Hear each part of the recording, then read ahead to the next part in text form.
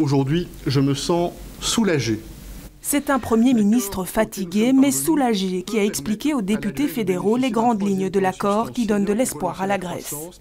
Et pour la zone euro, l'accord devrait permettre de restaurer la confiance entre la Grèce et les partenaires européens. Un enthousiasme qui tranche avec la réaction du groupe PS.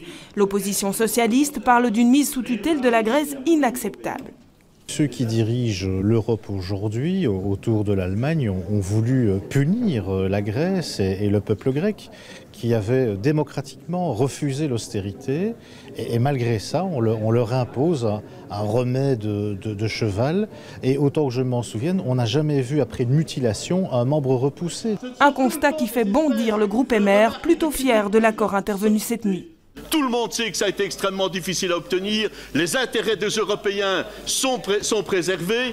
La population grecque va pouvoir bénéficier encore de la solidarité européenne. Et vous êtes occupé de nous dire que c'est une catastrophe. Allez, un peu de sérieux, hein, monsieur Laoueche. Soulagé, sans être totalement rassuré, le groupe CDH s'inquiète pour les citoyens grecs.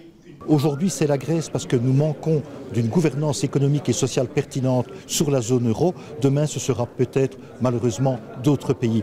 Un Premier ministre pris à partie ensuite par l'opposition écolo. Vous avez voulu humilier un peuple et un gouvernement démocratiquement élu en lui faisant porter le chapeau de ce qui est le résultat de la volonté de différents pays, dont la Belgique, et je le regrette, qui sont animés d'une vision à la fois austéritaire et nationaliste. Opposition et majorité sont donc apparues divisées sur les bienfaits de l'accord qui maintient la Grèce dans la zone euro.